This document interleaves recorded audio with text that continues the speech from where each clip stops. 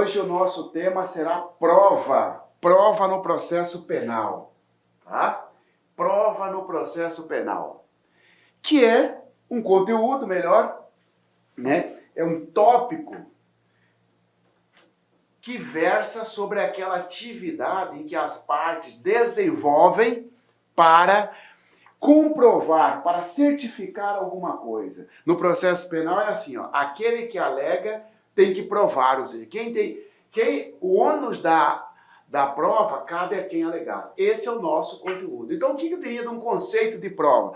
É a atividade desenvolvida pelas partes durante a instrução criminal com a finalidade de convencer o julgador.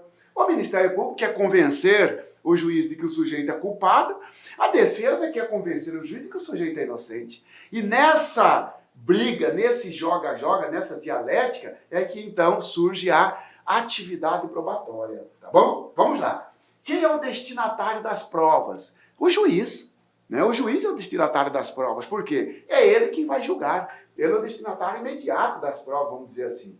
Por quê? Cabe a ele julgar o processo. É a ele que o Ministério Público tem que convencer. É ele que o juiz, que a defesa tem que convencer. Tá bom? Destinatário da prova. Objeto da prova. O objeto da prova são os fatos, as alegações, tá certo? O Ministério Público alega que é o João da Silva que desferiu o tiro. O Ministério Público, esse fato, esse objeto da prova, o Ministério Público tem que provar, tem que desincumbir. Desincumbir é o ônus dele. Então, os fatos, uma alegação, são objetos de prova. Dispensa probatória, isso cai em concurso. Qualquer fato é objeto de prova? Não. Existem os fatos que dispensam a prova. Vamos lá? Olha aqui, ó. Direito federal. O juiz, ele tem que conhecer o direito. Ele conhece a lei, sim. Sim. Mas ele tem a obrigação de conhecer a lei federal, o direito federal.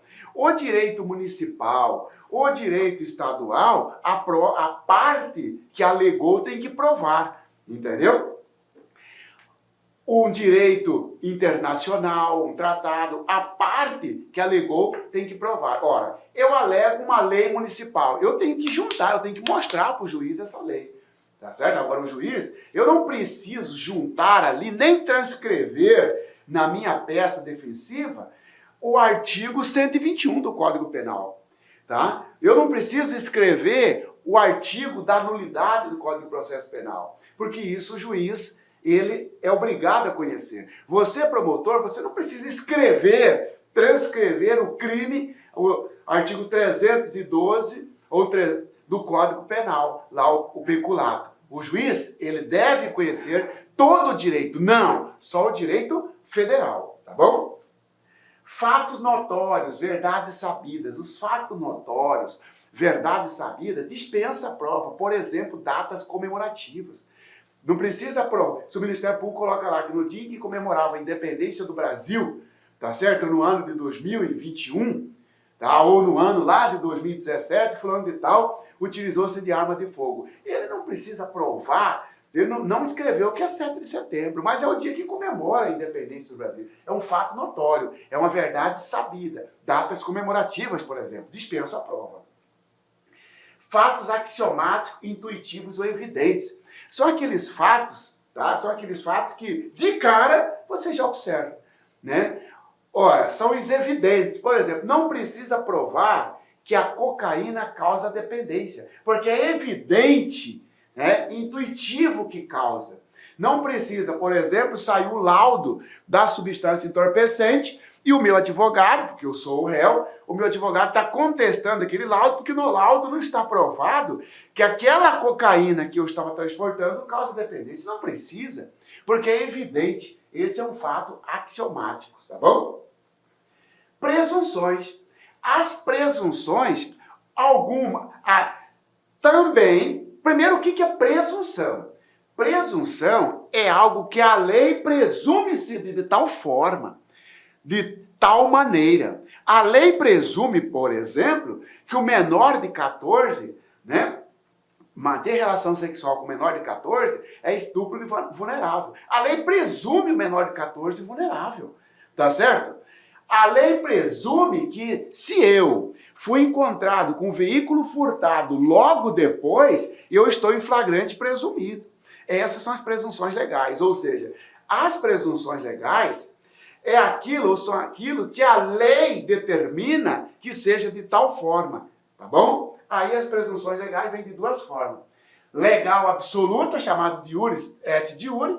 As presunções legais absoluta são aquelas que não admitem prova em contrário. Não adianta querer provar o contrário. Por exemplo, o menor de 14, né, é absolutamente vulnerável. Não adianta querer provar ao contrário. Ah, não, mas a defesa vai provar que o menor de 14, ou a menor de 14, já tinha discernimento. Então poderia optar em manter ou não relação sexual. Não, é absolutamente, né, é uma presunção absoluta. Não admite prova em contrário, tá bom? Já por outro lado, nós temos a presunção relativa, iuris tantum. É aquela presunção que a lei presume-se de tal forma, mas admite prova em contrário. É o caso do exemplo da prisão em flagrante por presunção. Ora, eu chego na sua casa, você está com um carro lá, e você comprou carro, agora está com carro, estou com carro. Me empresta aí para levar meu filho ao médico, você me empresta. Eu caio numa blitz, checa que o carro é objeto de furto naquela tarde. Ora, eu vou ser preso em flagrante porque estou com objeto do crime. Está lá no artigo 302, inciso 4º, né, do CPP. Flagrante presumido. Ora, mas se eu conseguir provar que eu emprestei esse carro seu, de você, e não sabia da origem ilícita, ora, aí, ó, a presunção, ela admitiu a prova em contrário. Essa é a presunção relativa, tá bom? Fatos não impugnados pelo réu. Só voltando aqui, pessoal. Então, a presunção dispensa a prova. Agora, veja bem o que já inventaram na prova. A presunção, ela dispensa a prova. Agora, olha só. A presunção dispensa a prova. Tá certo? Agora, veja bem. O fato que gerou a presunção tem que ter prova. O fato que gerou a presunção, este depende de prova. Não entendi, professor. Você vai entender com um exemplo. Menor de 14 anos, presunção absoluta de vulnerabilidade. Menor de 14 anos, dispensa a prova de que é vulnerável ou não. Não adianta você querer provar que a garota tinha condições de discernir, porque é menor de 14, estupro de vulnerável. Agora, veja bem, para chegar na presunção do estupro do vulnerável para menor de 14, tem que provar a idade. Então, o fato que gerou a presunção depende de prova. Cadê o documento? Cadê a certidão de nascimento? Cadê? Ora, a certidão de nascimento é um documento que vai provar o fato que vai gerar a presunção. Tá certo? Então, cuidado. A presunção dispensa a prova. Mas o fato que gera a presunção, esse deve ser provado. Beleza?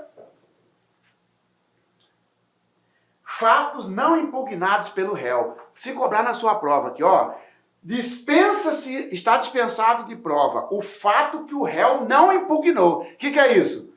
Você, do Ministério Público, você imputa 2 crimes em mim.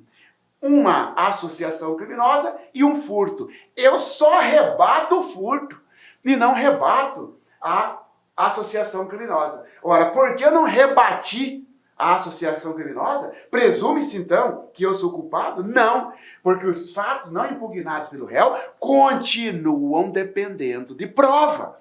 E no exame vai dizer para você que estão dispensados de prova os fatos não impugnados pelo réu. Falso, beleza?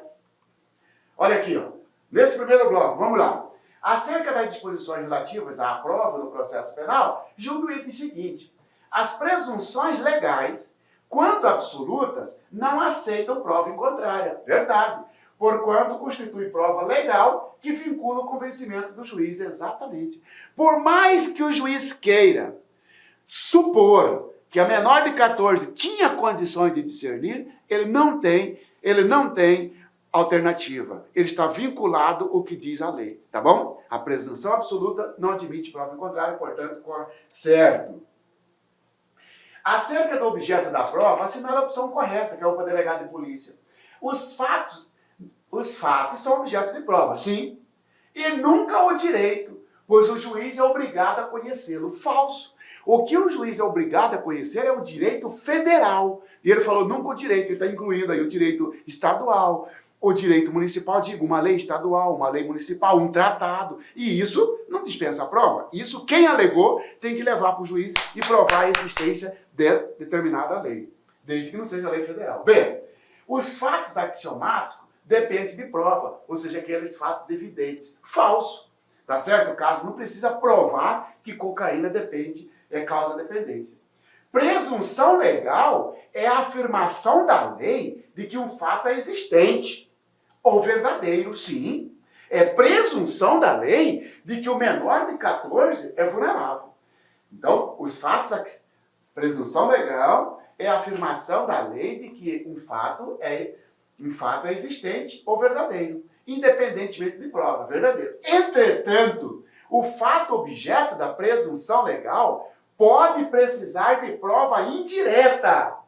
Ou seja, o fato que gerou a presunção, a prova indireta. Você tem que provar a idade da menina, Ministério Público. Se você não provar, não tem a presunção legal. Olha como está certinho. Entretanto, o fato objeto da presunção legal pode precisar de prova indireta. Ou seja, pode ser necessário demonstrar o fato que serve de base à presunção, que, uma vez demonstrado, implica que o fato probando o objeto da presunção considera-se provado verdadeiro. Olha só, eu tenho a presunção e eu tenho o fato que gera a presunção. Este fato que gera a presunção, isto depende de prova. Tem que provar a idade, para depois chegar à presunção de que o menor de 14 é vulnerável. Mas se não provou a idade, como é que vai dizer que a pessoa é menor de 14? Como é que vai dizer que a pessoa é vulnerável? Beleza? E essa aqui. No processo penal, os fatos não impugnados pelo réu, fatos incontroversos, são considerados verdadeiros. Falso. Falso. Tá? As verdades sabidas dependem de prova. Não. As verdades sabidas, aquelas que estão arraigadas na cultura do povo, não precisa de prova. Por exemplo, datas comemorativas nacionais não precisa de prova. Tá bom, senhores? Ônus da prova, pessoal. O ônus da prova, que está no artigo 156 do Código de Processo Penal, o ônus da prova cabe a quem alegar. Você, promotor, alegou, você tem que provar. Você, defesa, alegou um álibi, falou que o seu cliente não estava no local do crime, você tem que provar. Onde está isso? Aqui, ó. A prova da alegação incumbirá quem a fizer, sendo, porém, facultado ao juiz de ofício. Ou seja, se cair na sua prova que no Brasil a prova da alegação cabe exclusivamente ao Ministério Público falso, cabe exclusivamente à defesa falso.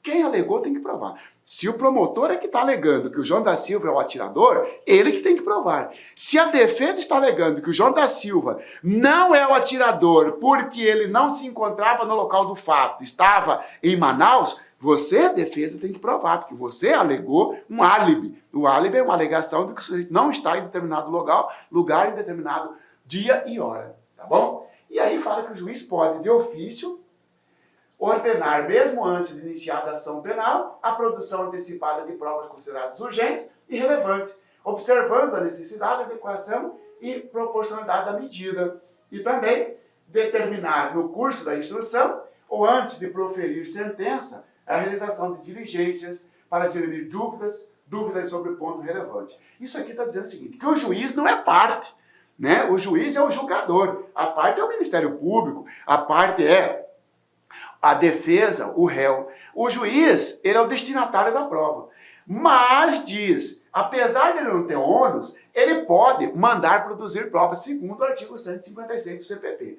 Segundo o pacote anticrime, e aí a doutrina já vem interpretando isso, que o juiz não pode tomar frente na produção de prova. A prova cabe ao Ministério Público e cabe à defesa, sob pena de violar a imparcialidade do juiz. Mas se perguntar para você, segundo o CPP, segundo o artigo 56, o juiz pode sim tomar a iniciativa de mandar produzir uma prova urgente, relevante, tá?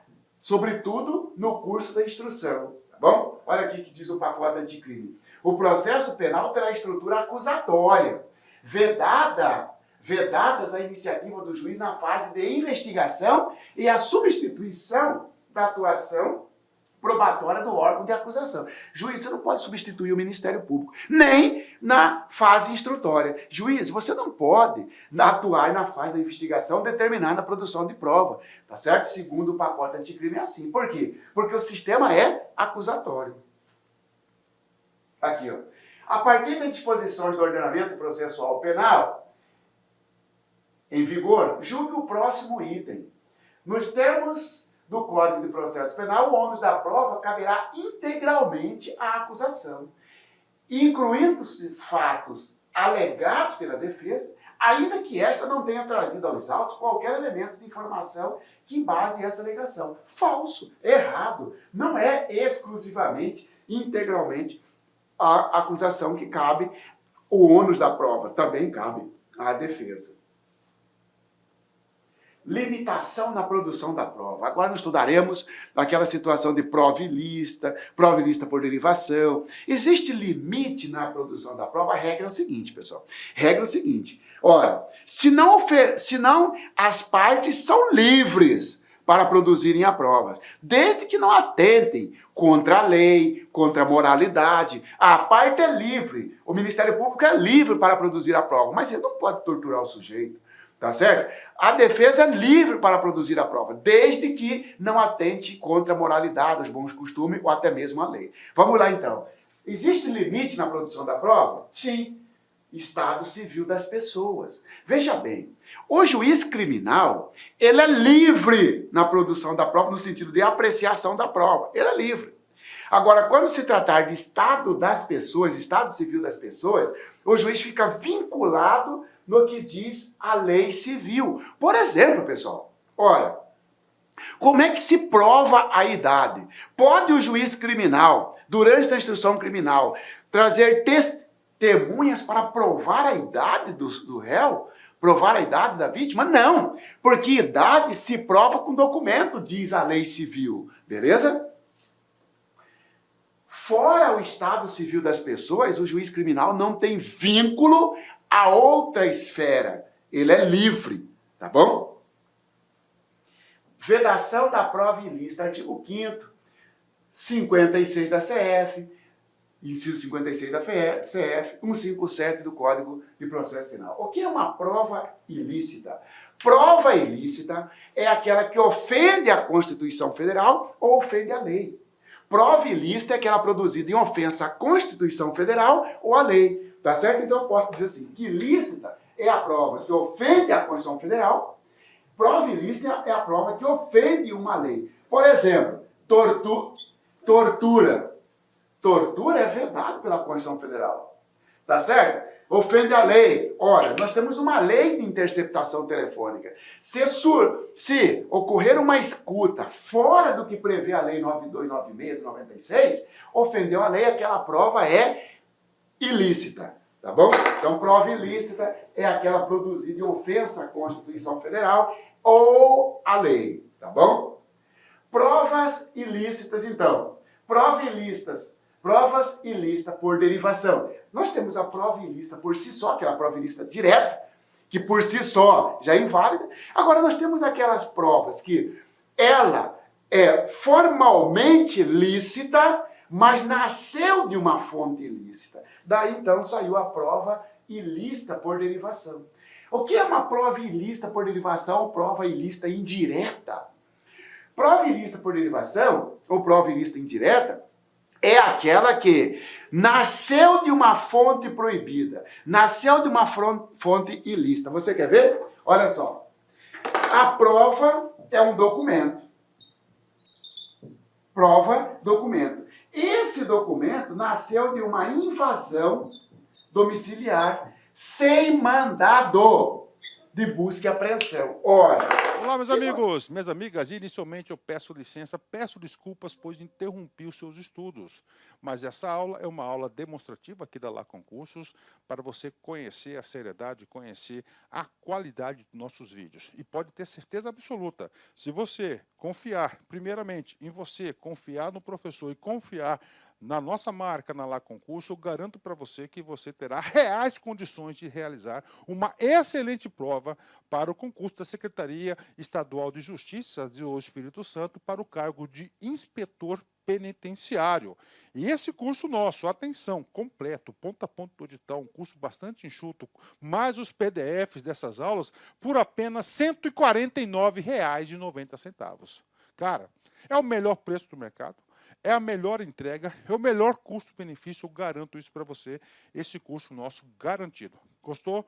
Quer saber mais? Quer se matricular? Tem um link aqui embaixo na descrição. Por favor, clique nesse link que os nossos atendentes aí, eles estarão aí de prontidão. E se você quiser falar diretamente comigo, eu, professor Lac, vá lá no nosso Instagram, @LacConcursos, manda um direct, porque eu respondo pessoalmente todos os directs da Lac Concurso. Forte abraço, fique com Deus, espero vocês. Tchau, tchau.